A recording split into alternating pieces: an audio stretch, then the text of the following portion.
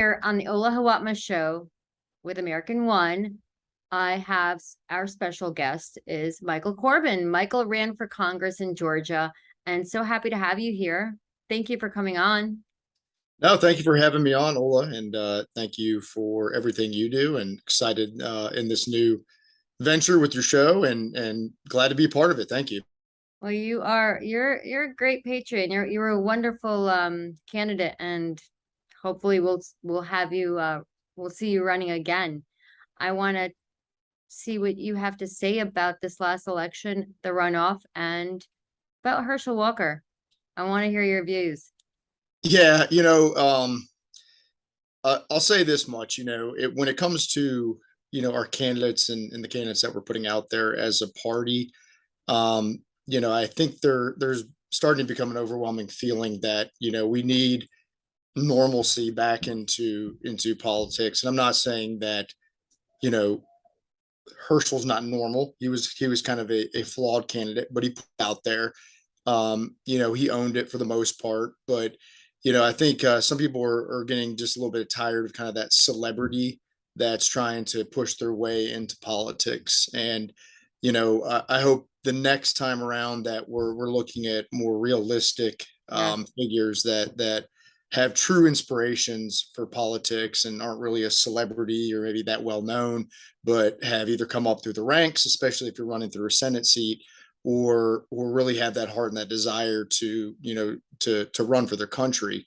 When it comes to just the broad spectrum of everything that happened within the election, it wasn't a across the country a sweeping red wave like I thought, and a lot of us thought was going to happen. We did pick up seats in the House. In the Senate that wasn't the case, but I think we did see a lot of the extreme candidates lose or fight harder battles, and the ones that weren't did win. So I think we have to really look hard at the type of candidates that we're putting out there, and what people really want and who they're going to vote for. Yeah. um, it sucks that Herschel lost. Obviously I was pulling for him. You can see all the Georgia stuff behind me. Yes, So yes. I'm a Bulldog. I love Herschel Walker. I met him several times. Great guy. And I think the one thing I give a lead for him when it comes to what he did versus Warnock is he didn't really push away everything, right? He did take ownership. He's written a book about his issues, and Warnock, even in the debate, like a lot of politicians do, just continued to shrug off any of the questions about his past or even the present Yes. of what's going on. It does not make him that attractive of a politician. No, I would have to agree with you. You said the word real. People want relatable. They want Right. someone that's real. And we see a lot of new candidates that were ex-celebrities or uh NBA, NFL. I mean, you see them wanting to run for Senate seats, run for Congress, and they're not relatable. And if you're doing it for the wrong reason, I'm not saying that Herschel was doing it for the wrong reason, but I agree. Being relatable and his past, everyone has a past, but when you're out there, we do need to choose better candidates that are more relatable to the people out there, that are doing it for the right reasons, that are passionate about America, about saving America, and that's the only agenda that should be in their books. Now your run, I mean, we won by what? It was like 46% on primary night. It was insane. And then Georgia, tell us about this whole runoff thing that they have, which I completely Yeah, it's insane, the runoff process that we have here in the state of Georgia. And yeah, I did win on primary night 41%. And my next close opponent that I did go into the runoff with, was 27%. In any other state other than Mississippi, in a primary, that's case closed, right? That's all she wrote. I'm going on to November. He's not. Uh, for most states, we do require a 50 plus 1%. That's not in and of itself a bad thing, but when it comes to primaries, especially, it's a little. I would say at this point, people are kind of getting out the puke bags here in Georgia. We're tired of going back out to the polls over and over and over Yes. again. especially in a crowded primary, making people come back out to the polls a second time to reopen the polls. The cost of the money, the volunteer time and effort isn't really worth it. And what happened and what we saw firsthand is that the further right or left, and not usually the person that is the choice of the party by the electorate at large within the district, wins, right? Especially in a lower level runoff like a congressional district. We saw just that happen where the local GOP, really for the most part gaslit me to make sure that my opponent won. And I think some of that happened to you as well when you were in New York, where you have your own party. Not only you're fighting against the other party, you're fighting against your own party. Even though you are the preferred candidate of Yes, the actual constituents, you're not of the party because they know that you're not going to be their puppet.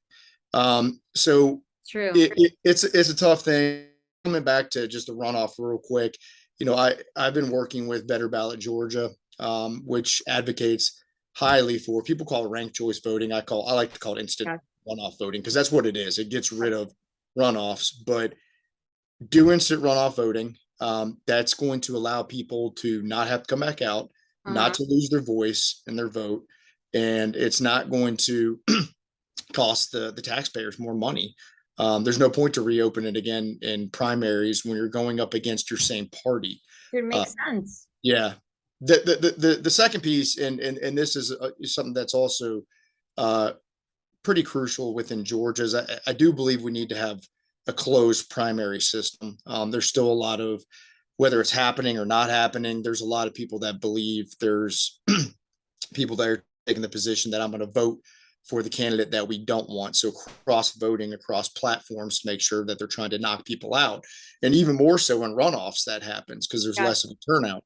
So, really ending the open primaries would help because that takes that out of the equation of people trying to sabotage the other party. And then number two, it's really taking the whole runoff out of the equation, and it's not disenfranchising voters and making them go back out a second time and just burning up taxpayers' dollars.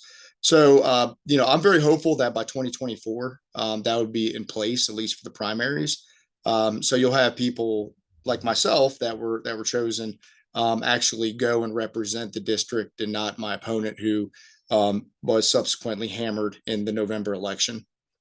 Which is terrible. I mean, it wasn't his first time running, and this is again, it's like the Republican, the GOP, they backed him. And the GOP, this is the issue that we've been talking about. They back candidates that aren't relatable, that the people do not, we the people do not want these kind of candidates. And that's why we keep losing. That's one of the reasons, on top of the fraud and absentee ballots and everything else. Yeah, but we got to start where we can control things, Yes. and that's with candidates that are going to win, right? We've got to get away from candidates. I won't mention his name, but the individual that beat me. But we've got to get I beg to differ. I still don't think he beat you. I don't think so either. I mean, any other state, he didn't beat me, and I would have done better in November. I can tell you that much.